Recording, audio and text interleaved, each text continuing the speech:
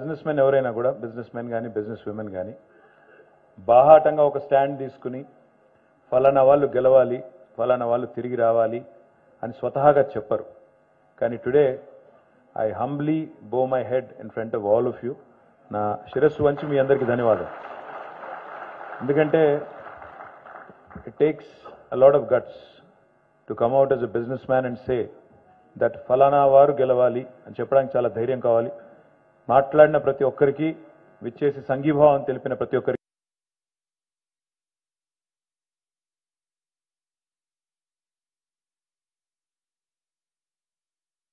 ఎట్లా ఉంటుందో మాకు ఎన్నికలు వచ్చినప్పుడు అట్టే ఉంటుంది.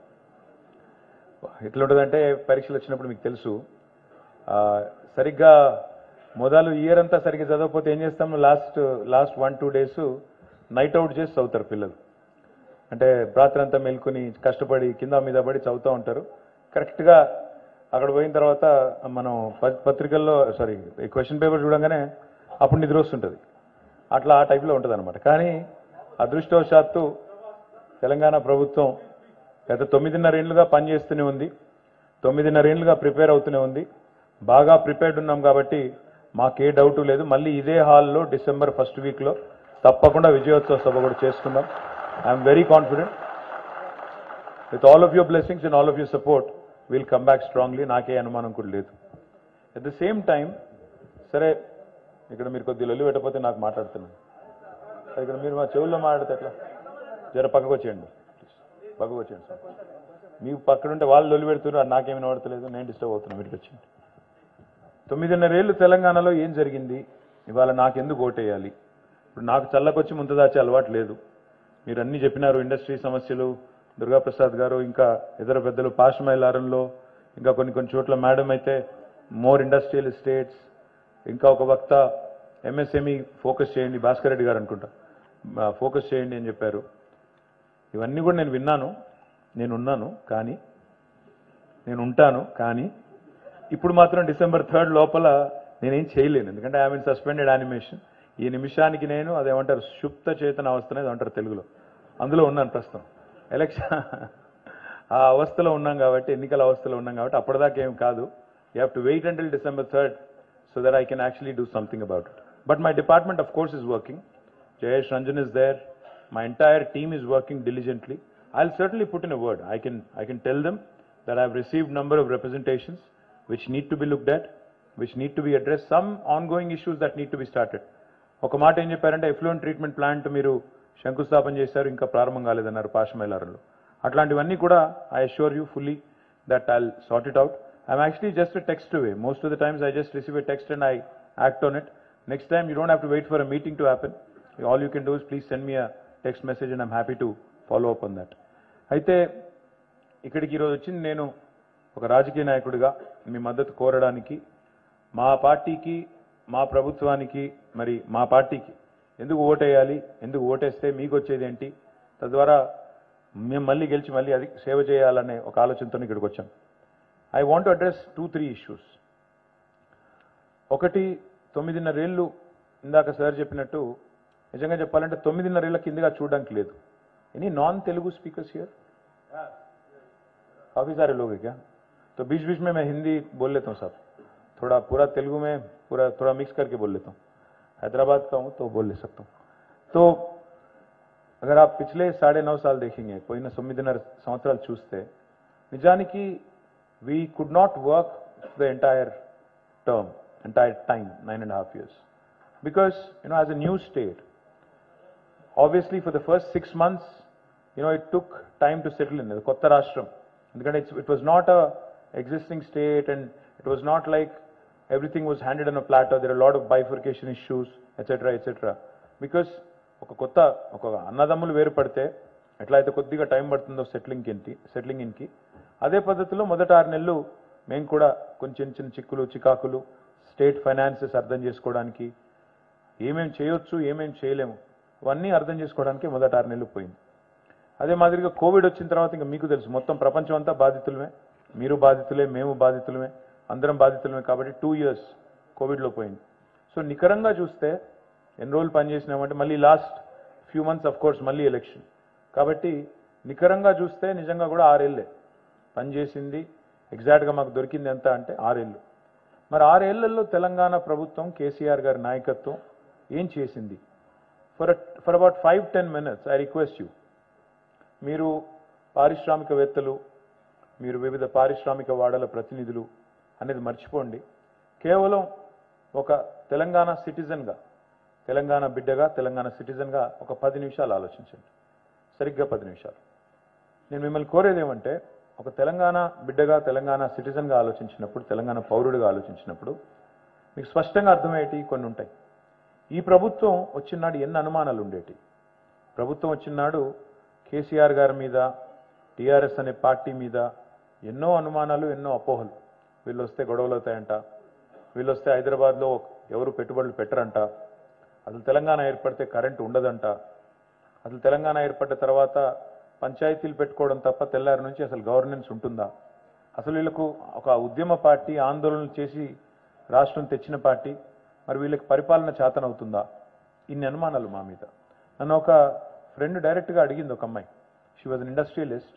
ఒకసారి ఇట్లాగే ఏదో ఒక మీటింగ్ పెడితే, it was a dinner meeting, డైరెక్ట్గా వచ్చి నాకు కొంత పరిచయం ఉంది కాబట్టి చనువు తీసుకుని అడిగింది, ఏంటి మీరు 50,000 మంది వచ్చి ఏదో మొత్తం మార్చ్ చేసి మొత్తం ఇక్కడ ఉండే ఆంధ్ర వాళ్ళ ప్రాపర్టీస్ అన్ని తీసేసుకుంటారంట కదా, అందరిని లాగేసుకుంటారంట కదా, తరిమేస్తారంట కదా అని అడిగింది. నేను ఎవరు చెప్పారు మీకు అన్నాను. ఏం లేదు, వాట్సాప్లో వచ్చింది అంది. అయినా వాట్సాప్లో వచ్చినాయని చదివేస్తే, వాట్సాప్లో వచ్చినాయని నమ్మేస్తే చాలా కష్టం తల్లి, అట్లాంటివి ఏమీ లేవు. మా సీఎం గారు స్పష్టంగా చెప్పారు, మా నాయకుడు స్పష్టంగా చెప్తున్నాడు, ఇది స్టేట్ ఫైట్, స్ట్రీట్ ఫైట్ కాదు, వీధి పోరాటం కాదు, మాకు వైలెన్స్ అనేది మేము చేసేది కాదు, మాకు ఆసక్తి లేదు అట్లాంటి సబ్జెక్టు, ఎలాంటి పంచాయతీలు కూడా ఉండవు. మేము ప్రజలకు ఇచ్చిన ప్రామిసెస్, తెలంగాణ ఉద్యమ సమయంలో 14 ఏళ్ల పాటు we have made several promises. ఈ తెలంగాణ వస్తే ఈ లాభం జరుగుతుంది, ఆ లాభం జరుగుతుంది అంటూ చెప్పినవన్నీ, వాటి అమలు కోసం పనిచేయడానికి మాకు ఒక రోజుల్లో 24 గంటలు ఉంటే కూడా సరిపోదు, మేము ఎక్కడ పెట్టుకుంటాం, కెలికి పంచాయతీలు పెట్టుకునే అవసరం మాకు లేదు అని చెప్తే కూడా చాలామంది నమ్మలేదు. 2014లో I held a meeting in Taj కృష్ణలో ఆ రోజు చాలా ఇండస్ట్రియల్ గ్రూప్స్ వచ్చినాయి, ఐటీ వాళ్ళు వచ్చారు చాలామంది, మిగతా వాళ్ళు వచ్చారు. I told them that day, I said, మీరు you have to wait for 1 year, Hyderabad will rock again, Hyderabad will do really well. మీరు పొరపాటున కూడా 1 ఎకరం భూమి ఉన్నా, అర ఎకరం ఉన్నా, 100 గజాలు ఉన్నా అమ్మకండి, ఎందుకంటే ఎవరెవరో చెప్తున్నారు భూముల విలువలు పడిపోతాయని, రంగారెడ్డిలో, హైదరాబాద్లో రకరకాల దుష్ప్రచారాలు చేస్తున్నారు, దయచేసి మీరు ఎవరు నమ్మకండి అని చెప్పాను. ఇన్ని అనుమానాల మధ్యన, ఇన్ని అపోహల మధ్యన మన ప్రయాణం ప్రారంభమైంది 2014 జూన్ 2 నాడు. కానీ with in a short span, 6 నుంచి 9 నెలల లోపలనే విజయవంతంగా, ఆనాడు మీకు గుర్తుండాలి, ఒక వేరే హోటల్లో ముఖ్యమంత్రి గారు వివిధ ఇండస్ట్రీ అసోసియేషన్స్తో దాదాపు 7 గంటల పాటు సమావేశం పెట్టారు. ఆల్ డిఫరెంట్ ఆర్గనైజేషన్స్ వచ్చి సీఎం గారు వరుసగా 7 hours కూర్చున్నారు. కూర్చున్న తర్వాత మాకందరికీ పిలిచి, ఆఫీసర్లందరినీ, మినిస్టర్స్ అందరినీ పిలిచి చెప్పారు, today I felt very sad as a chief minister, as a head of the state, felt very sad. నేను అడిగాను ఇండస్ట్రీ అసోసియేషన్స్ అన్నింటినీ, అందులో రిప్రజెంటేటివ్స్ని, what is the plight of timely clearances, time bound clearances ఇస్తున్నారా అని అడిగాను. సరైన ఆన్సర్ రాలేదు. ఎన్ని రోజుల్లో పర్మిషన్ వస్తుంది అంటే, దైవాధీనం, వాళ్ళ దయ మన ప్రాప్తం అన్నట్టు మాట్లాడారు. ఇండస్ట్రియల్ అలాట్మెంట్స్, ఇన్ఫ్రాస్ట్రక్చరు, వాటికి సంబంధించి పరిస్థితి ఏంటని అడిగితే సరైన సమాధానం, సంతృప్తికరమైన సమాధానం రాలేదు. సో పవర్ సిచ్యువేషన్ అయితే చెప్పాల్సిన అవసరం లేదు, చాలా పెథటిక్ ఉంది పవరు. 2 రోజులు పవర్ హాలిడేలు ఉంటే ఎట్లా, 3 రోజులు పవర్ హాలిడేలు ఉంటే ఎట్లా పరిశ్రమ నడుస్తుంది, ఎట్లా కార్మికులు వాళ్ళు 3 పూట్ల తినే పరిస్థితి ఉంటుంది. ఎందుకంటే హ్యాండ్ టు మౌత్ బతుకుతారు, రెక్కాడితే కానీ డొక్కాడదు. కాబట్టి ఎట్లా బతుకుతారు? మోర్ దెన్ ద ఇండస్ట్రియలిస్ట్, వాళ్ళ మీద ఆధారపడ్డ వేలాది మంది కార్మికుల పరిస్థితి ఏంటి అని చాలా చాలా సీరియస్గా క్యాబినెట్లో మా అందరితో చర్చ పెట్టారు. ఫైనల్గా మాకు ఆ రోజు మాకు బాగా గుర్తున్న ఒక సన్నివేశం, జయేష్ రంజన్ గారు 2-3 సందర్భాల్లో చెప్పారు, మీకు కూడా గుర్తుండాలి. అందరి ముందు అడిగారు ఆ రోజు కేసీఆర్ గారు. అప్పుడు industry special chief secretary was Pradeep Chandra, అప్పుడు జయేష్ గారు కమిషనర్ ఆఫ్ ఇండస్ట్రీస్ ఉండేది. అందరి ముందు అడిగారు, హీ సెడ్, ఈ టైమ్లీ క్లియరెన్సెస్ లేకపోవడం ఏంటి అని అడిగారు. అడిగితే వాళ్ళు, లేదు సార్ టైమ్లీ ఉంది, సింగిల్ విండో ఉంది, అదే అని వాళ్ళు కూడా చెప్పారు. చెప్తే ముఖ్యమంత్రి గారు అడిగిన మాట నా మనసులోంచి ఇంకా పోవట్లేదు. అసలు why should the government give a permission అని అడిగారు. ఇండస్ట్రీ అసలు ఎందుకు అప్లై చేసుకోవాలి, మనం పర్మిషన్ ఎందుకు ఇవ్వాలి, అది చెప్పండి మీరు అన్నారు. వాళ్ళు ఎదురు కూర్చున్న వాళ్ళు ఒక 10 నిమిషాలు బిత్తరపోయారు. ఎందుకంటే ఒక ముఖ్యమంత్రి సడన్గా ఇది వరకు 50 ఏళ్ళు లైసెన్స్ రాజులో లైసెన్సులు ఇవ్వడానికి అలవాటు పడ్డ ఐఏఎస్ అధికారులను పట్టుకొని ఐవరీ టవర్లో కూర్చుని మీ దగ్గరకు వచ్చి అయ్యా మహాప్రభు మీ అందరికి దండం అని చెప్పి బతిలాడించుకునే అధికారులను పట్టుకొని స్ట్రైట్గా అడిగిన మాట, ఎందుకు ఇవ్వాలి అసలు పర్మిషన్, ఎందుకు ఇవ్వాలి government, why should the government be in the business of giving clearance at all అంటే అందరూ బుర్రగులు కొక్కున్నారు, నెత్తికొక్కున్నారు, ఎందుకు ఇవ్వాలి నిజంగానే. ఫైనల్గా ఒక ఆయన ఏదో లాజికల్గా ఆన్సర్ చెప్పారు, సార్ ఏదైనా ప్రమాదం జరిగితే ఎట్లా, ఎవరు జవాబుదారి అని అడిగారు. అడిగితే దాని మీద ఆల్మోస్ట్ ఒక గంటన్నర చర్చ జరిగింది. చివరికి ఆ రోజు తీసుకున్న నిర్ణయం ఏంటంటే, let the industry avail self certification, స్వీయ ధృవీకరణ, సెల్ఫ్ సర్టిఫికేషన్ చేసుకొనివ్వండి. As long as I'm in compliance with the law of the land, I'm going to be a law abiding enterprise. If the industry can actually self certify and start construction, of course ఒక compliance కోసం regulatory purposes కోసం ఒక permission కూడా ఇవ్వండి, కానీ అది కూడా time bound ఇవ్వండి, 15 రోజులు ఇవ్వండి, ఇవ్వకపోతే 16 రోజు ఆటోమేటిక్ అప్రూవల్. అట్లా వచ్చింది ఇప్పుడు మీరు చెప్పిన TSI pass. It did not come about just like that. It came out after your interaction. It came out because the chief minister was determined to make a change. It came out because the chief minister was hell bent on making it easy for you to do business. వాస్తవం ఏంటి అంటే, ఒక తెలంగాణ బిడ్డగా ఆలోచించమని చెప్పింది ఏంటంటే, ఇవాళ power supply బాగైందా లేదా అంటే చిన్నపిల్లల్ని అడిగినా చెప్తారు. కానీ తమాషా ఏంటంటే, memory is a funny thing. జ్ఞాపక శక్తి అనేది చాలా మనిషికి మతిమరుపు అనేది ఇట్స్ ఇంట్రెస్టింగ్ థింగ్. ఎట్లా అంటారా, అప్పుడప్పుడు మనకు అది మంచిది. ఎందుకంటే మన ఇంట్లో మన దగ్గర వాళ్ళు ఎవరో పెద్దవాళ్ళు ఎవరైనా చనిపోతే for us to move on in life మర్చిపోవాలి. మర్చిపోలేకపోతే అదే జ్ఞాపకాల్లో బతికితే జీవితం ముందుకు పోదు. But at the same time చాలా విషయాలు మనం మర్చిపోతాం కొంత టైం అయిన తర్వాత. ఉదాహరణకి పవర్ క్రైసిస్ ఎంత తీవ్రంగా ఉండేదో హైదరాబాద్లో కానీ తెలంగాణలో కానీ మర్చిపోయాం కన్వీనియంట్గా. చాలామంది they take it for granted. చాలామంది గత అనుభవం లేని వాళ్ళు ఏమనుకుంటారంటే, ఏముంది ఇప్పుడు కొత్తగా కరెంట్ ఇచ్చేదేముంది, వస్తానే ఉంది కదా, వీళ్ళు ఇచ్చేది ఏంటి, ఇట్లా ఉంటుంది అనమాట థింకింగ్. మీకు ఉదాహరణకు చెప్తాను మీకు. నేను అక్కడక్కడ మేము 24/7 పవర్ సప్లై అని చెప్పినప్పుడు I keep getting messages in social media. నాకు మెసేజ్ చాలామంది టాంట్ చేస్తూ పంపుతుంటారు. 10 నిమిషాలు కరెంటు పోగానే ఆవేశంగా, ఇదేనా నువ్వు చెప్పిన బంగారు తెలంగాణ, ఇదేనా నువ్వు చెప్పిన 24 గంటల కరెంటు, పోయి 10 నిమిషాలైంది పండుకోలేకపోతే ఏం చేస్తున్నావా అంటే నాకు అర్థం కాదు. ఓకే అంటే 10 ఏళ్ల కిందటనేమో 10 గంటలు కరెంటు పోతే అడిగినోడు లేడు, పట్టించుకున్నోడు లేడు మీరు అడిగినా.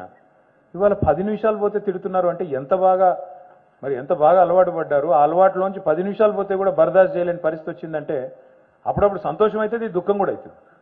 సంతోషం ఎందుకంటే at least the quality of power is improved, it's an indirect compliment. But దుఃఖం ఎక్కడ అవుతుందంటే గతం అంత వేగంగా మర్చిపోతే ఎట్లా, how can you take it for granted. ఇప్పుడు నిన్నగాక మొన్న కర్ణాటక డిప్యూటీ చీఫ్ మినిస్టర్ వచ్చారు.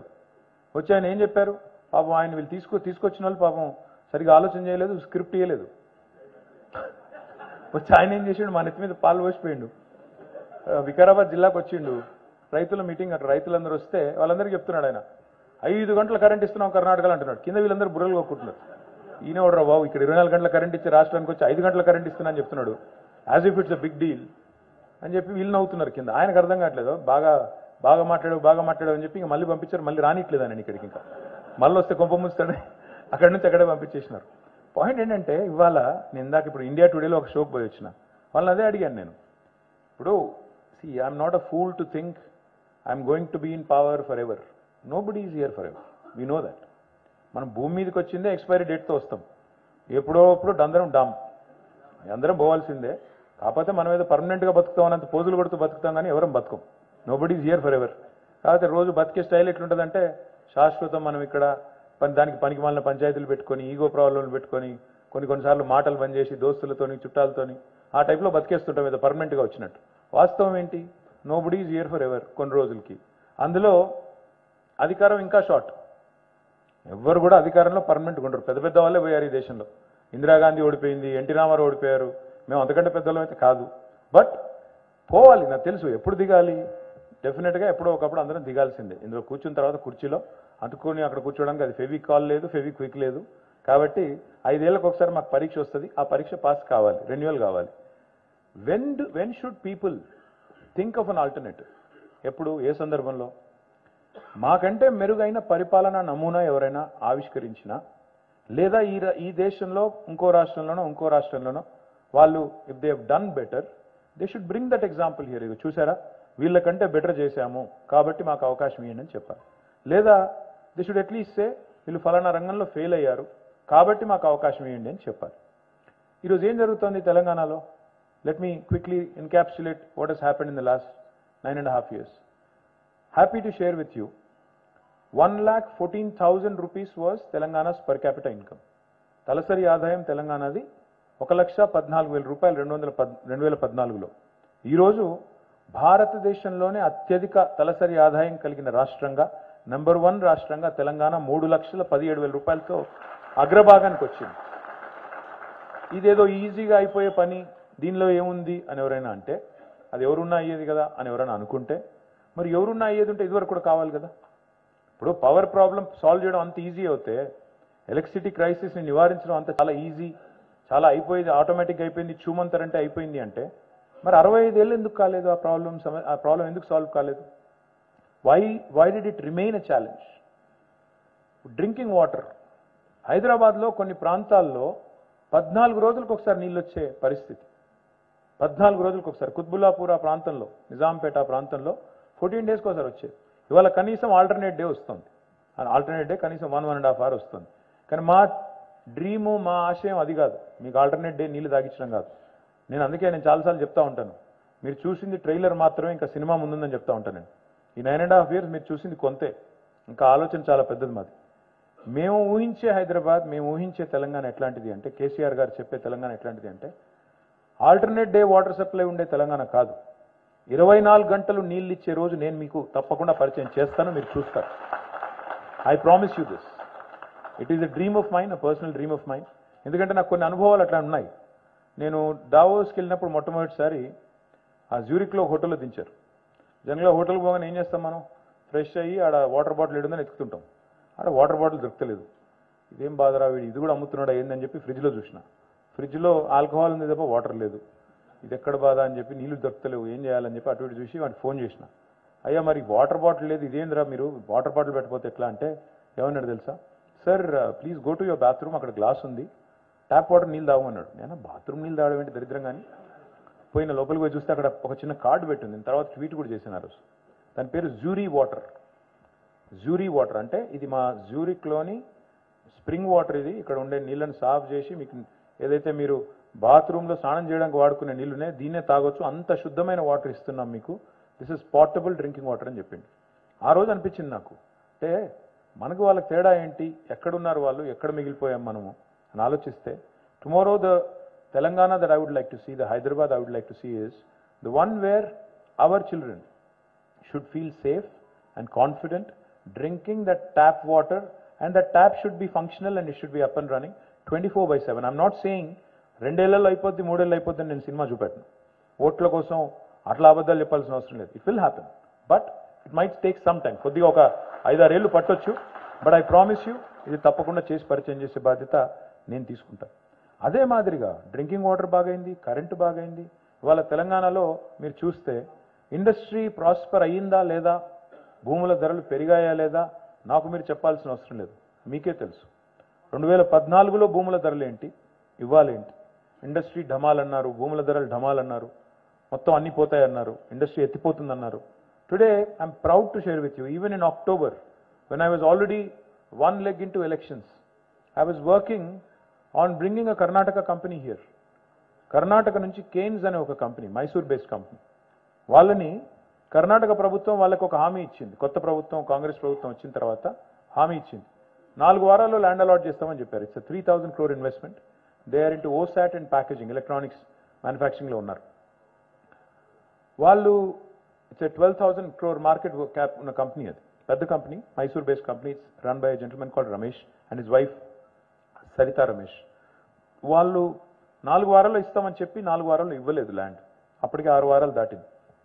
నాకు తెలిసింది, తెలంగాణ మా టీం చెప్పాను, అరే ఇదేదో ఉంది కేన్స్ అనే కంపెనీ, చాలా ఇంట్రెస్టింగ్ కంపెనీ ఉంది, why don't we reach out, why don't we talk to them.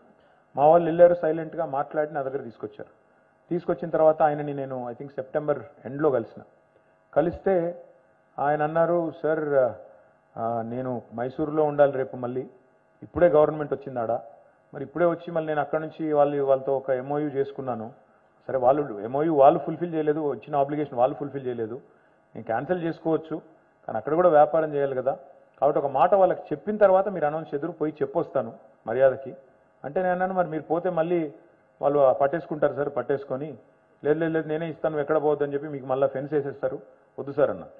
అంటే ఈసారి లేదండి నాకు ఆ ధైర్యం ఉంది, నేను వెళ్ళి మాట్లాడతానని చెప్పి అక్కడికి వెళ్ళి మంత్రి గారితో మాట్లాడాడు. మంత్రి గారు అన్నారంట ఆయనతో, అట్లెట్లా పోతారు మీరు, తెలంగాణకి ఎట్లా పోతారు, పోకూడదు కదా అంటే, మరి సరే మీరు ల్యాండ్ ఇవ్వండి, ఇప్పటికైనా ఒక 10 days టైం ఇస్తాను, ల్యాండ్ ఇవ్వండి, నేను పోను అని చెప్పాడు. 15 రోజులు అయింది, ల్యాండ్ రాలేదు. నాకు ఫోన్ చేశారు, సార్ నేను ఇంకా రెడీ ఉన్నాను, వస్తాను, అనౌన్స్ చేస్తానని. వచ్చి ఇక్కడ అనౌన్స్ చేస్తే October 3 or 4 అనౌన్స్ చేసినట్టున్నాము. ఎందుకంటే మాకు తెలుసు అప్పటికే కోడ్ ఏదో వస్తుందని తెలుసు, కాబట్టి ఒక 2 రోజుల ముందు అనౌన్స్ చేశాము. చేసి ఆయనకు ఆ రోజు నేను ఇచ్చిన మాట, 10 daysలో మీకు ల్యాండ్ ఇస్తాను అంటే ఎక్కడ కావాలని అడిగాను. ఫాక్స్కాన్ ఎదురుగా కొంగరకాలంలో అక్కడే కావాలన్నాడు ఆయన. ఫాక్స్కాన్ కడుతున్నారు, నాకు అక్కడనే కావాలన్నాడు. మా ఎండీని అడిగితే నరసింహారెడ్డిని, అందులో పంచాయతీలు ఉన్నాయి సార్, అందులో 5-6 రైతులు కొట్లాడుతున్నారు, మా భూమి అంటాడు. ఇట్లా లాభం లేదు, ఆయన వచ్చేదే 6 వారాలు అక్కడ ఇయ్యట్లేదని ఇక్కడికి వస్తున్నాడు, మళ్ళీ నువ్వు కూడా అదే పని చేస్తే ఇక్కడ నుంచి కూడా పోయి ఇంకొకడికి పోతాడు. 10 రోజుల్లో ల్యాండ్ ఇవ్వాలి, ఏం చేస్తావో చెయ్యి నాకు తెలియదు, 10 రోజుల్లో ఇచ్చి తీరాలి అంటే 10th day ల్యాండ్ ఇచ్చాము. 24th October రోజు they broke ground while I was in election. ఇక్కడ నేను ఎలక్షన్ కొట్లాడుతున్నా, ఆ భూమి పూజ కూడా నేను పోలేదు, ఎందుకంటే మోడల్ కోడ్ ఆఫ్ కాండక్ట్ ఉంది కాబట్టి పోలేదు. కానీ 24 October నాడు కూడా మేము ఇక్కడ ఒకవైపు ఎలక్షన్లో మళ్ళీ గెలవాలి, ఏమేం చేయాలో ఇవన్నీ చేస్తూనే ప్రచారం చేసుకుంటూనే అక్కడ కూడా మానిటర్ చేస్తూ ఇంకా కూడా ఇండస్ట్రియల్ డిపార్ట్మెంట్ని కానీ యాక్టివిటీని కానీ ఎక్కడ కూడా టెంపో పడకుండా ఆ పని కూడా చేస్తూ ఉన్నాం. అంటే the point I'm trying to make is, ఇవాళ ఇతర రాష్ట్రాల నుంచి కూడా ఇక్కడికి వచ్చి, కేరళ నుంచి, కర్ణాటక నుంచి, మహారాష్ట్ర నుంచి, గుజరాత్ నుంచి ఒక వెల్స్పన్ ఇవన్నీ వస్తున్నాయంటే ఒకే ఒక్క కారణం, stable government and able leadership. Stable government ఉండాలి, ఏబుల్ లీడర్షిప్ ఉండాలి, రెండు ముఖ్యం. ఎందుకంటే స్టెబిలిటీ లేదనుకోండి, వాళ్ళ మహారాష్ట్రలో ఏమవుతుంది, ఎవరు ఎప్పుడు ముఖ్యమంత్రో ఎవడు ఎప్పుడు ఉప ముఖ్యమంత్రి అర్థం కావట్లేదు అక్కడ. ఇప్పుడు కర్ణాటకలో ఏ కుర్చీలో ఎవరు ఉంటారో, ఏ కుర్చీ ఎవరు లాగుతారో అర్థం కావట్లేదు. ఆయన ఆల్రెడీ ఒక ఆయన కన్నేస్తున్నాడు, దస్తీ వేస్తున్నాడు, ఇంకొక ఆయన ఆల్రెడీ రిసార్ట్ రాజకీయం మొదలుపెట్టాడు, బస్సులు పెట్టడం, రిసార్ట్ల చుట్టూ ఎమ్మెల్యేలు తిప్పడం, వాళ్ళకి బాగానే ఉంటుంది, ఇక్కడ వేరే వాళ్ళకి ఇబ్బంది అవుతుంటుంది. స్టెబిలిటీ అనేది లేకపోతే గవర్నమెంట్కి ఆ కప్పల తక్కేట్లాగా ఒకరు పైకి పోతుంటే ఇంకొకరు లాగుతుంటే మనం అన్నీ చూసాం ఇదివరకు. ఇదే రాష్ట్రంలో ఒకటే టర్మ్లో ముగ్గురు ముఖ్యమంత్రులు మారితే ఎట్లా అవుతుందండి పని? మళ్ళీ రెడ్ వచ్చే మొదలాడని సామెతుంది, మీకు తెలుసు అది. అంటే మొదటికెళ్ళి మళ్ళీ మొదలవుతుంది, కొత్త ఆయన రాగానే, కొత్త కృష్ణుడు రాగానే ఇంకోటి మొదలవుతుంది. అట్లా మళ్ళీ అనవసరంగా స్టెబిలిటీ అనేది లేకపోతే మాత్రం దెబ్బ డెఫినెట్గా తినేది అందరికంటే ముందు పారిశ్రామిక రంగం, డెఫినెట్గా అందరికంటే ముందు దెబ్బ తినేది మన రాష్ట్రం. ఓవరాల్గా రాష్ట్ర అభివృద్ధి కూడా కుంటుపడుతుంది. రెండవది ఏబుల్ లీడర్షిప్. ఏంటి ఏబుల్ లీడర్షిప్ అంటే, ఇప్పుడు మా ప్రభుత్వంలో కేసీఆర్ గారు మీతో 7 గంటలు కూర్చున్నారు. కూర్చున్న తర్వాత మీలాగానే రియల్ ఎస్టేట్ వాళ్ళతో కూడా ఒక 5-6 గంటలు కూర్చున్నారు. ఒక్కటే రోజు కూర్చున్న తర్వాత అదే సాయంత్రం, ఇక్కడ కొంతమంది రియల్ ఎస్టేట్లో ఉన్న వాళ్ళు కూడా ఉండొచ్చు, ఒక్కటే రోజు 6 జీవోలు ఇచ్చారు. ఒక్కటే రోజు, విత్ ఇన్ నో టైం. ఎందుకంటే ఆయన డిసిషన్ తీసుకున్నారు, క్యాబినెట్కి చెప్పారు, వెంటనే గవర్నమెంట్ ఆర్డర్స్ వర్ ఇష్యూడ్. అదే రేపటి రోజున వేరే వాళ్ళు ఎవరైనా వస్తే, వాళ్ళు ఏదైనా నిర్ణయం తీసుకోవాలి అంటే వాళ్ళకి ఆ స్వాతంత్రం ఉంటుందా? ఢిల్లీని కన్సల్ట్ చేయకుండా, ఢిల్లీలో ఉండే పెద్దలకు చెప్పకుండా, ఢిల్లీ పర్మిషన్ తీసుకోకుండా, ఢిల్లీ అప్రూవల్ తీసుకోకుండా పనులు జరుగుతాయా? ఢిల్లీ వెళ్ళాలి, ఎక్కే విమానం, దిగే విమానం అన్నట్టు అక్కడ పోవాలి, అడగాలి, వాళ్ళని ఒప్పించాలి, మెప్పించాలి, వాళ్ళకి ఇవ్వాల్సిన యామ్యామ్యా ఇవ్వాలి, ఇవ్వకపోతే పనులు కావు. ఇవాళ తెలంగాణ ప్రభుత్వం వచ్చిన తర్వాత మీరందరూ నాకు చెప్పాల్సిన పని లేదు, మీరు ఇంకొకటి చెప్పాల్సిన పని లేదు. ఇవాళ corruption in clearances, corruption in any kind of approvals తగ్గిందా లేదా దయచేసి మీరే మీ గుండె మీద చేసుకొని ఆలోచించుకోండి. ఎందుకంటే ఈ ప్రభుత్వం వచ్చిన తర్వాత వీ హెవ్ మేడ్, ఇప్పుడే అన్నారు ఒక మాట, ఇందాక మాట్లాడిన ఒక వక్త, ఇదే గవర్నమెంట్ లేకముందు ఇదే ఆఫీసర్లు ఉండేది, కేసీఆర్ గారు లేకముందు సేమ్ అప్రూవల్స్కి, సేమ్ ప్రాసెసెస్కి టైం పట్టేది. మరి కేసీఆర్ వచ్చిన తర్వాత పని చేయించడం ఎట్లాగో తెలుసు కాబట్టి వ్యవస్థతో పని వేగంగా అవుతుందని చెప్పారు. All of these are in your practice. మీ అనుభవంలో, మీ ఎక్స్పీరియన్స్లో ఇవన్నీ ఈరోజు ఉన్నాయి. నేను మీ అందరితోని ప్రార్థించేది, కోరేది ఒకటే, స్టేబుల్ గవర్నమెంట్, ఏబుల్ లీడర్షిప్ అనేది ఒక మన కోసమే కాదు, రాష్ట్రానికి అవసరం. ఇవాళ మీరు రాష్ట్రంలో ఉండే ఇతర పార్టీలు, వాళ్ళ నాయకత్వాలు, వాళ్ళ పెడబొబ్బలు, గావు కేకలు, ఢిల్లీ నుంచి, గుజరాత్ నుంచి వచ్చి మా మీద చేస్తున్న ఆరోపణలు ఇవన్నీ చూస్తూ ఉన్నారు. వాటి విషయంలో కూడా నేను మీకు కొంత స్పష్టత ఇవ్వాల్సిన అవసరం ఉందని నేను అనుకుంటా ఉన్నాను. ఏముంది, what are the charges on us today? ఏమంటున్నారు వచ్చి మమ్మల్ని? 2-3 విషయాలు రిపీటెడ్గా చెప్తారు. రాష్ట్రాన్ని అప్పుల పాలు చేశాడు కేసీఆర్ అని ఒక ఆయన అంటాడు. ఇవి వచ్చి ఒకటే అబద్ధాన్ని మళ్ళీ 10 సార్లు చెప్తే అది నిజమైపోతుంది అన్నట్టు చెప్పిందే చెప్పి చెప్పి చెప్పి చెప్పి they are trying to confuse people and they trying to make people think ఇదేదో అప్పుల పాలు చేసి అప్పుల ఊబిలో నెట్టేశారు కేసీఆర్ గారు, మళ్ళీ దివాలా తీస్తుంది రాష్ట్రం, ఎవడు కడతాడు అని మాట్లాడుతుంటారు కొంతమంది, మీరు చూస్తూ ఉన్నారు. I will only ask you to understand one simple thing. ఇప్పుడు మా జనరేషన్లో, మాకంటే ముందు జనరేషన్లో, మా పేరెంట్ జనరేషన్లో థింకింగ్ ఎట్లా ఉండేదండి? ఒక ప్రభుత్వ ఉద్యోగమో ప్రైవేట్ ఉద్యోగమో సంపాదిస్తే రిటైర్ అయ్యే నాటికి 58 ఏళ్ళకో 59 ఏళ్ళకో రిటైర్ అయ్యే నాటికి నాకంటూ ఒక ఇల్లు ఉండాలి, ఆ ఇల్లు కట్టుకోవాలి, ఒక ప్లాట్ కొనుక్కోవాలి, సేవింగ్స్ ఉండాలి, చేసుకొని ఒక్కొక్కటిగా మొత్తం ఇల్లు మొత్తం కట్టుకొని రిటైర్ అయిన రోజు ఆ ఇంట్లోకి పోవాలి, గృహప్రవేశం చేయాలి. అదే మాదిరిగా రిటైర్ అయిన రోజు నాకంటూ ఒక కారు ఉండాలి, నాకంటూ ఒక వెహికల్ ఉండాలి, ఈజీగా పెన్షనో గిన్షనో వస్తే నేను బతికేస్తా. ఇది ఆ రోజు థింకింగ్. మరి ఈ రోజు ఎట్లా ఉందండి? ఈరోజు మీ అమ్మాయికో అబ్బాయికో ఒక ఐటీ ఉద్యోగమో లేకపోతే మీ ఇండస్ట్రీలో పనిచేయడానికి వచ్చినారనుకోండి, కొత్తగా పెళ్ళైంది అనుకోండి, what is the first thing they are doing? ఒక కారు కొంటారు. రెండో పని ఏం చేస్తారు? ఒక ఫ్లాట్ కొంటారు, ఇల్లు కొంటారు. మనమేమో ఆ తరంలో రిటైర్మెంట్ నాడు ఇల్లు గురించి ఆలోచిస్తే, మరి ఈ తరంలో జాబ్ ఎక్కిన మొదటి నెల ఇల్లు కొనడం, కారు కొనడం ఆలోచిస్తున్నారు. తేడా ఏంటి అంటే ఆ కన్జర్వేటివ్ మైండ్ సెట్ ఏదైతే ఉండేదో ఆనాడు, అప్పు చేయడం తప్పు, అప్పు చేసి ఇల్లు కొనడం తప్పు అనే థింకింగ్ ప్రజల్లో ఉండేది, సమాజంలో ఉండేది. ఇన్స్టిట్యూషన్స్ కూడా ఆనాడు లోన్స్ ఇచ్చేది కాదు, అంత నమ్మి ఇచ్చేది కాదు. అబ్బో ఇవ్వాలంటేనే, లోన్ ఇవ్వాలంటేనే పెద్ద కథ. అట్లాంటిది ఈ రోజు ఎట్లా ఉంది? మీరు వద్దన్న ఫోన్లు చేసి లోన్లు ఇస్తామంటున్నారు. మీరు వద్దన్న ఫోన్ చేసి పర్సనల్ లోన్ ఇస్తాం, ఈ లోన్ ఇస్తాం, ఆ లోన్ ఇస్తాం. ఎందుకు చెప్తున్నా ఇదంతా అంటే, ఇవాళ కేసీఆర్ గారి ప్రభుత్వం ఇప్పుడు పవర్ క్రైసిస్ నివారించింది, పవర్ని బాగా సమృద్ధిగా ఇస్తోంది, మీకు తెలుసు. ఎట్లా నివారించారు కేసీఆర్ గారు? ఊరికిన అయిపోయిందా? 7,000 మెగావాట్స్ నుంచి 24,000 మెగావాట్స్కి ఇన్స్టాల్డ్ కెపాసిటీ పెంచాలి. మరి ఏం చేయాలి? ఊరికైనా కాదు కదా, చూమంతరంటే కాదు కదా. We have taken a loan from Power Finance Corporation, we have taken a loan from REC, తీసుకుని we have started large number of power projects. అల్టిమేట్గా ఏమవుతుంది దీనివల్ల? It's a productive investment, it's not a debt. It's a productive investment in a productive sector which is going to pay off. ₹1 పెట్టుబడి పెడితే ఇంకో రూపాయి సంపాదించవచ్చు అనే కదా మీరందరూ కూడా అప్పు చేసేది, మీరందరూ కూడా బ్యాంకుల దగ్గర, ఫైనాన్షియల్ ఇన్స్టిట్యూషన్ల దగ్గర అప్పు తీసుకునేది. అప్పు తీసుకొచ్చి ఒకవేళ నేను మొత్తం పంచిపెట్టాను అనుకోండి, అది తప్పు. అప్పుడు మీరు తప్పు పట్టవచ్చు, అప్పుల పాలు చేశారని మాట్లాడవచ్చు. అప్పు తీసుకొచ్చి మేము పెట్టింది ఎక్కడెక్కడ? పవర్ సెక్టర్లో, ఇంటింటికి నీళ్ళు ఇచ్చే డ్రింకింగ్ వాటర్లో. అది కూడా దానివల్ల కూడా హెల్త్ బర్డెన్ తగ్గుతుంది కదా, because 80% of the diseases are water borne diseases. దానివల్ల కూడా హెల్త్ ఎక్స్పెండిచర్ తగ్గుతుంది, స్టేట్ ఎక్స్చెకర్కి ఆ భారం తగ్గుతుంది. మూడవది ఇరిగేషన్ ప్రాజెక్టులు, నాలుగవది హెల్త్ ఇన్ఫ్రాస్ట్రక్చర్, ఐదవది ఎడ్యుకేషన్ ఇన్ఫ్రాస్ట్రక్చర్. ఈ ఇన్ఫ్రాస్ట్రక్చర్లో క్యాపిటల్ ఎక్స్పెండిచర్ మీదనే మేము అప్పు తెచ్చి పెట్టాము తప్ప, అంటే తిరిగి మళ్ళీ పెట్టుబడి రూపంలో మళ్ళీ తిరిగి రాష్ట్రానికి సంపద పునరుత్పత్తి చేసే రంగంలో పెట్టాము తప్ప అనుత్పాదక రంగంలో, నాన్ ప్రొడక్టివ్ సెక్టర్లో పెట్టలేదు. దయచేసి అది అర్థం చేసుకోవాలి. ఇంకొక మాట, today our debt GSDP ratio, because debt is eventually linked to the growth, our debt GSDP ratio is among the bottom 5 states in India. 28 రాష్ట్రాలు ఉంటే 28 రాష్ట్రాల్లో కింది నుంచి 5వ ర్యాంకులో 23వ ర్యాంకులో ఉన్నది తెలంగాణ డెట్ GSDP రేషియోలో. We are exhibiting fiscal Prudence చూపెడుతూనే FRBM రూల్స్కి అతిక్రమించకుండానే ఈ కార్యక్రమం చేస్తున్నాం. ఇంకొక మాట కూడా మీకు చెప్పాలి అప్పుల విషయంలో, so that you can discuss and debate in your family, in your circle, among your employees. Ivala the two most developed countries in the world evandi, America and Japan. America debt GDP ratio ento telusa meeku?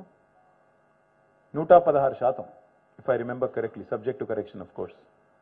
Japan ento telusa debt GDP ratio? 200% పైన. భారతదేశాన్ని ఎంతో తెలుసా? 60%. తెలంగాణది ఎంతో తెలుసా? 25%. మరి అప్పుల పాలు చేశాడంటే మమ్మల్ని బీజేపీ వాళ్ళు తిరిగితే ఇంకా నాకు ఫనీ ఉంటుంది. ఎందుకంటే మోడీ గారి కంటే ముందు 14 మంది ప్రధానమంత్రులు పనిచేశారు భారతదేశానికి. అందరూ కలిసి సమిష్టిగా చేసిన అప్పు మోడీ గారి కంటే ముందు 14 మంది ప్రధానమంత్రులు. The total det of the country, national debt, was 56 lakh crore. And one prime minister, 15th prime minister of India Narendra Modi single హ్యాండెడ్గా చేసిన అప్పు ఎంతో తెలుసా మీకు? 112 లక్షల కోట్లు. ఆ 14 మంది చేసిన దానికి రెట్టింపు అప్పు చేశారు. మరి ఆయన చేసిన తప్పేనా, మేము చేసిన తప్పైతే? My humble request to all of you is understand this in the current context, especially when you're making investments into productive sectors. రెండవ మాట మమ్మల్ని రిపీటెడ్గా అనేది ఏంటి? మీరు కుటుంబ పాలన అంతా ఒక కుటుంబమే బాగుపడ్డది. ఇప్పుడు రాష్ట్రం తలసరి ఆదాయం 1,14,000 రూపాయల నుంచి 3,17,000 పెరిగితే ఒక కుటుంబమే బాగుపడిందండి. ఇక్కడ మీ కుటుంబాలన్నీ బాగుపడలేదా? మీ మీద ఆధారపడ్డ కార్మికుల కుటుంబాలు బాగుపడలేదా? కేవలం ఒక కేసీఆర్ గారి కుటుంబమే బంగారు కుటుంబం అయింది, మిగతా ఎవరు కాలేదు. అది మా మీద ఛార్జ్. అర్థం ఉందా అందులో ఏమన్నా?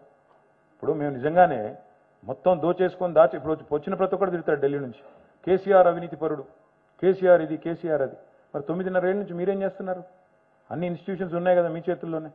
నిజంగానే మేము తప్పు చేసింటే why are you not going after us? Why are you not taking action?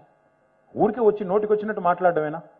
నోటికి వచ్చినట్టు మాట్లాడి ఒక అబద్ధాన్ని 100 సార్లు చెప్తే నిజమవుతుందనే సామెతను పట్టుకొని ఎన్నిసార్లు రిపీట్ చేస్తే అంత మంచిదని వచ్చిన ప్రతిసారి అదే సొల్లు పురాణమా? కొత్తదని చెప్పరా? తెలంగాణకి ఏం చేశారో ఒక్కటి చెప్పరు.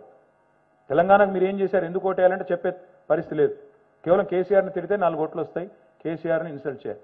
If we have done something wrong, you think Modi will spare అస్? ఆయన మమ్మల్ని వదిలిపెడతాడా?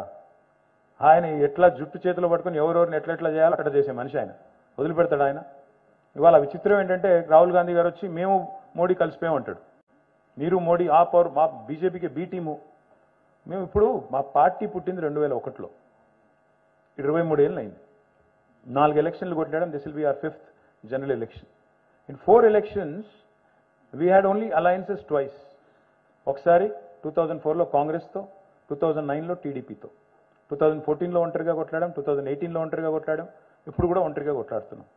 మేము జీవితంలో ఎన్నడూ బీజేపీతో శాసనసభ ఎన్నికలు, పార్లమెంట్ ఎన్నికలు కాదు, స్థానిక సంస్థల ఎన్నికల్లో కూడా పొత్తు పెట్టుకోలేదు. మరి మమ్మల్ని యుక్తగానే జాయింట్ వేసి ఏమంటారు?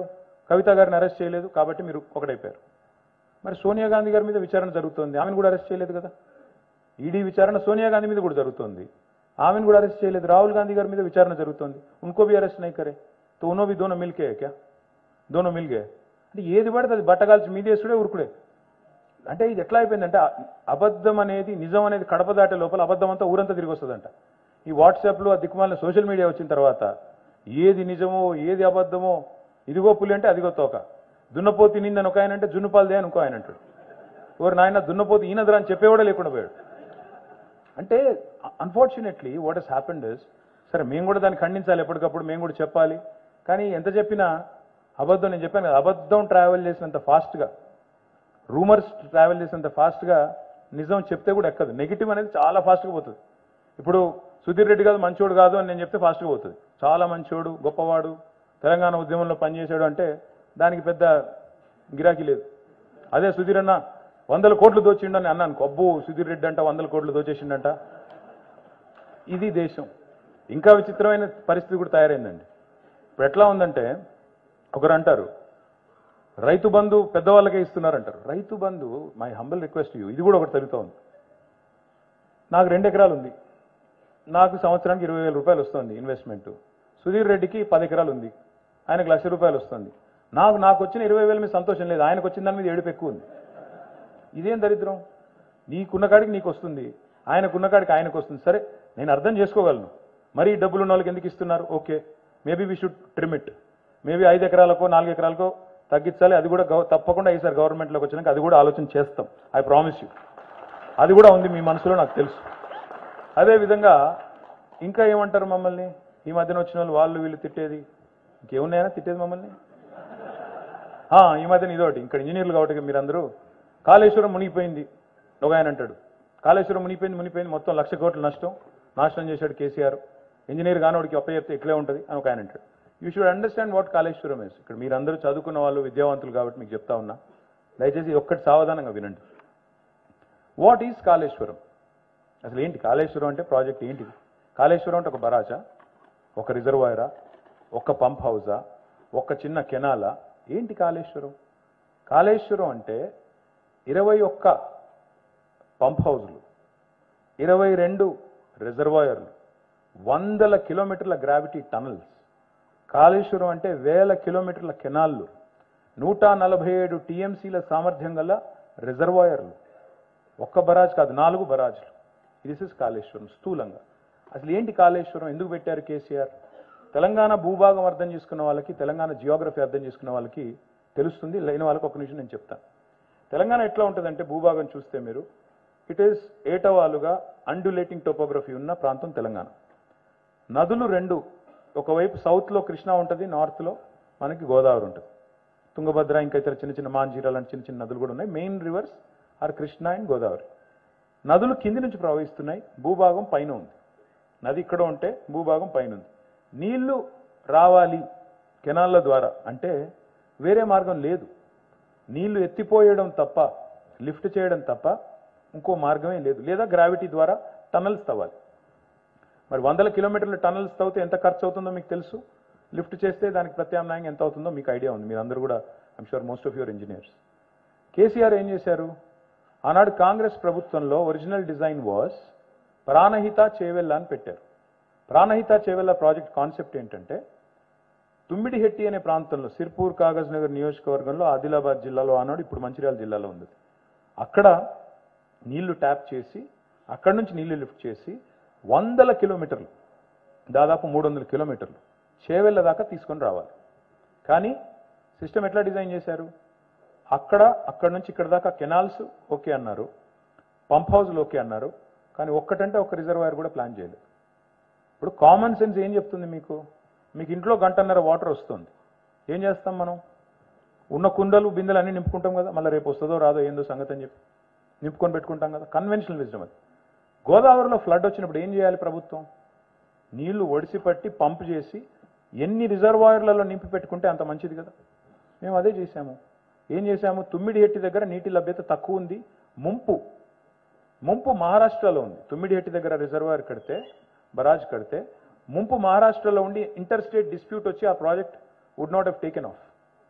ఎందుకంటే మహారాష్ట్ర ఒప్పుకోదు, ముంపు మా దగ్గర ఉంటే నేను ఎట్లా ఒప్పుకుంటానని దేవేంద్ర ఫడ్నవీస్ గారు అంటే, ఆనాడు నీటి లభ్యత, వాటర్ అవైలబిలిటీ ఎక్కువగా ఉన్న ఇంకో పాయింట్ చూసి, గోదావరి ప్రాణహితాల సంగమం ఎక్కడైతే అవుతుందో మేడిగడ్డ దగ్గర, అక్కడ ప్లాన్ చేసి, ముంపు అనేది ఛత్తీస్గఢ్లో కానీ మహారాష్ట్రలో కానీ లేకుండా చేసి, మనం we have shifted it to Medigadda. Medigadda is at about 82 meters above sea level. Just for your reference, Hyderabad is at 535 meters above sea level. అక్కడి నుంచి మనం వాటర్ మల్టిపుల్ స్టేజెస్ లిఫ్ట్ ద్వారా లిఫ్ట్ చేస్తున్నాం, 21 పంప్ హౌస్ల ద్వారా. ఒక దశ, ఇంకో దశ, ఇంకో దశ, multi stage lift irrigation system. It is the world's largest lift irrigation system by the way. ఒక్క టీఎంసీ ఒరిజినల్గా ఆనాడు వాళ్ళు డిజైన్ చేసింది కాంగ్రెస్ వాళ్ళు, ఒక టీఎంసీ నీళ్లు లిఫ్ట్ చేయడానికి డిజైన్ చేశారు. ఒక టీఎంసీ అంటే just so that you know, మన Hussain Sagar capacity is 1 TMC. రోజుకి 1 టీఎంసీ లిఫ్ట్ చేసే కెపాసిటీతో original Pranahita was designed. KCR గారు వచ్చిన తర్వాత ఏం చేశారంటే దాన్ని మేడిగడ్డకు షిఫ్ట్ చేశారు. రిజర్వాయర్లు లేకపోతే రిజర్వాయర్లు 147 టీఎంసీల రిజర్వాయర్లు, మల్లన్న సాగర్, కొండపోచమ్మ సాగర్, రంగనాయక్ సాగర్, మలకపేట రిజర్వాయరు, గంధమల్ల, బస్వాపూరు, గౌరవెల్లి, ఒక 21-22 రిజర్వాయర్లు యాడ్ చేశారు.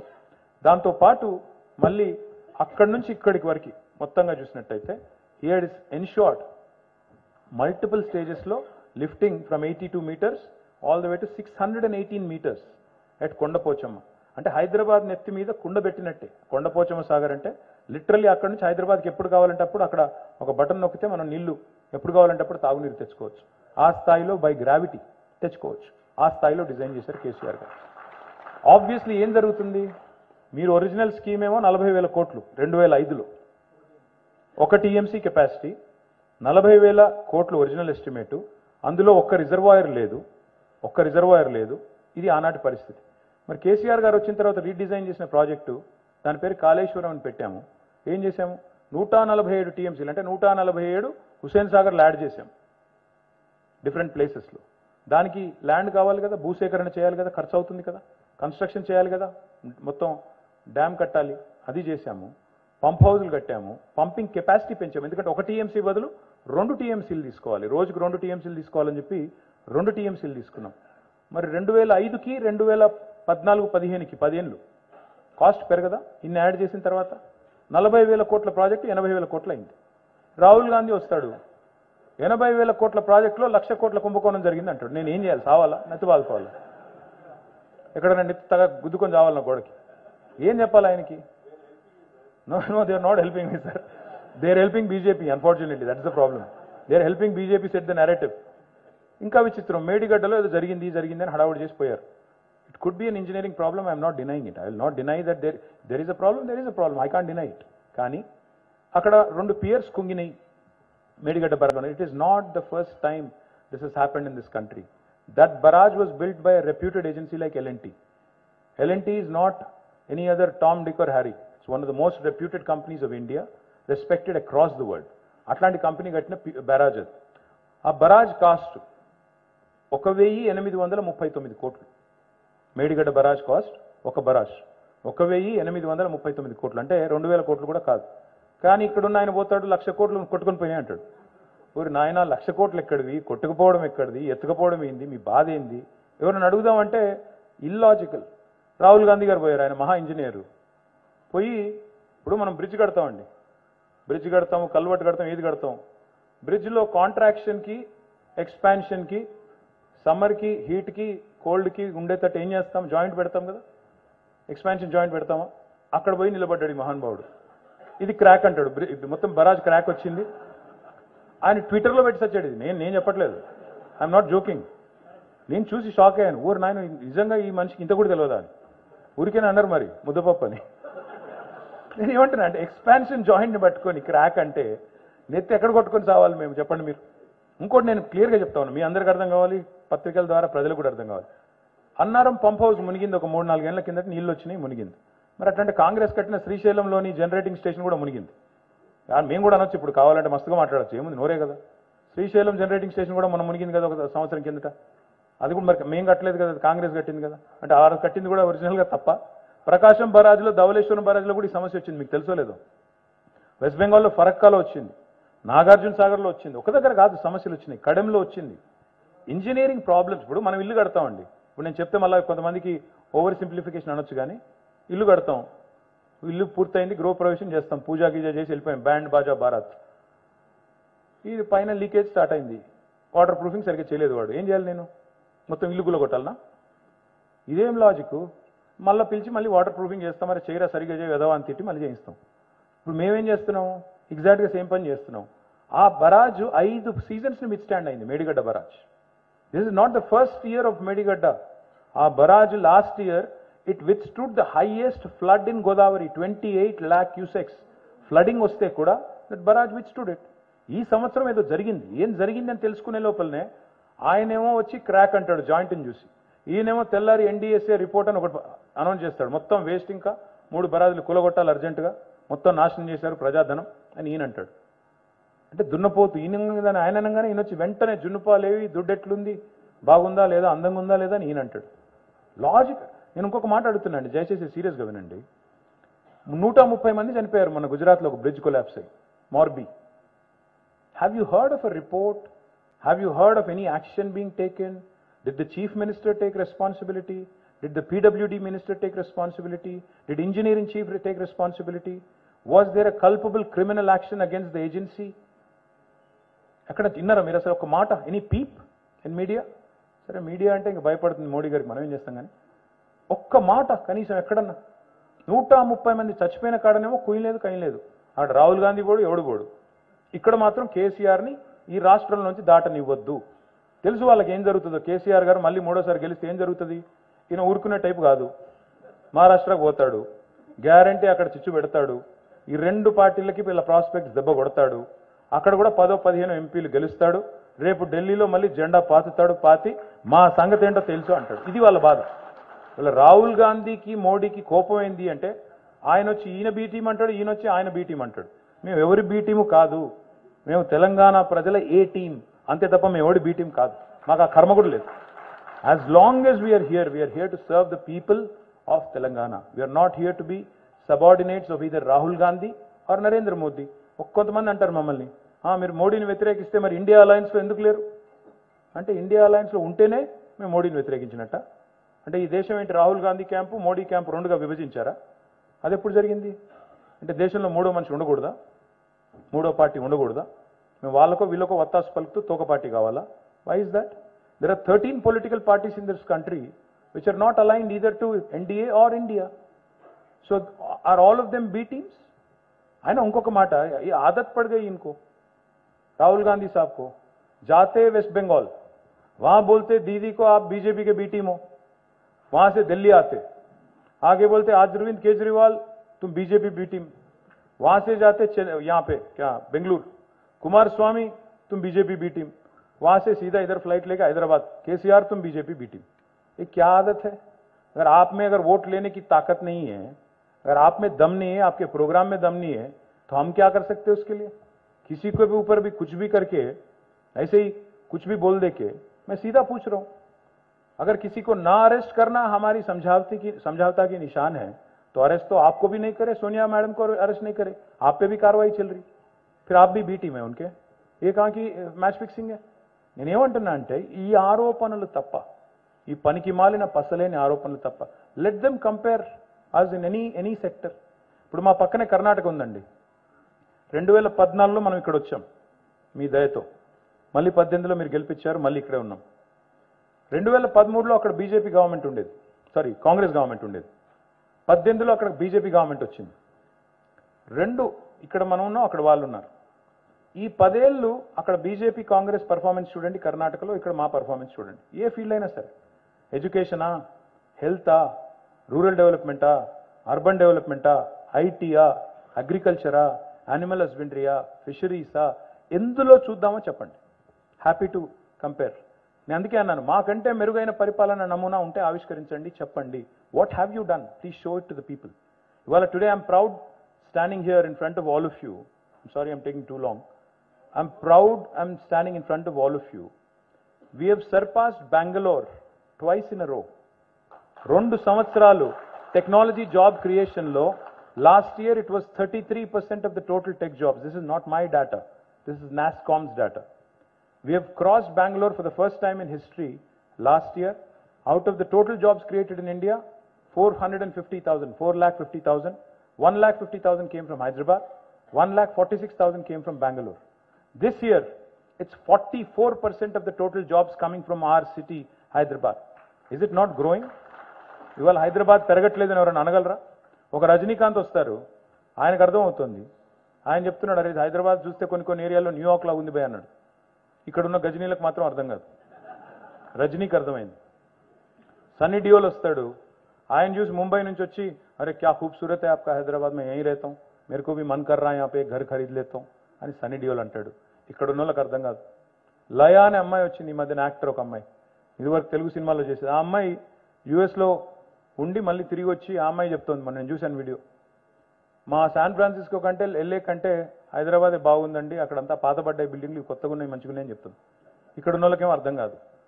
We tend to take things for granted. ఇవాళ హైదరాబాద్ నిజంగా ముందుకు పోతున్న మాట వాస్తవం కాదా? హైదరాబాద్లో ఉపాధి అవకాశాలు మెరుగైన మాట వాస్తవం కాదా? తెలంగాణలో కేసీఆర్ గారి గవర్నమెంట్లో ఇవాళ ఆల్రౌండ్ డెవలప్మెంట్ ఉన్న మాట వాస్తవం కాదా? మన growth rate highest in the country అనేది వాస్తవం కాదా? పర్ క్యాపిటల్ హైయెస్ట్ అనేది వాస్తవం కాదా? వెల్ఫేర్ డెవలప్మెంట్ అద్భుతంగా కంబైన్ చేసి నడుపుతున్న మాట వాస్తవం కాదా? అందుకే నేను చివరిగా మీకు చెప్పేది ఒకటే, చాలాసార్లు మనుషులు మన మధ్యలో ఉన్నప్పుడు వాళ్ళ విలువ తెలియదు, కొన్ని ఇన్స్టిట్యూషన్స్ బాగా నడుస్తున్నప్పుడు వాటి విలువ మనకు అర్థం కాదు. కరోనా వచ్చేంత వరకు మనకు కూడా తెలియలేదు నార్మల్ జీవితం యొక్క విలువ ఏంటో. కరోనా వచ్చిన తర్వాతే తెలిసింది, ఇంట్లో 24 గంటలు బలవంతంగా కూర్చోవలసి వస్తే ఎట్లుంటుందో అందరికీ తెలిసి వచ్చింది అప్పుడే. అట్లాగే కేసీఆర్ గారు కూడా ఎట్లాంటోడు అంటే, మీ జేబులో ఉన్న 100 రూపాయల నోట్లు అంటాడు, జేబులో ఉండే ఖడక్ 100 రూపాయల నోటు కేసీఆర్ గారు. ఆ 100 రూపాయల నోటు పెట్టుకొని మీరు నడుచుకుంటూ పోతుంటే రోడ్డు మీద ఒక చిల్లర రూపాయి కనబడింది అనుకోండి, దానికోసం వంగితే ఏమవుతుంది? ఇది పోతుంది, అది పోతుంది. నా రిక్వెస్ట్ ఏంటంటే, అట్లాంటి 100 రూపాయల నోటు పోగొట్టుకోకండి.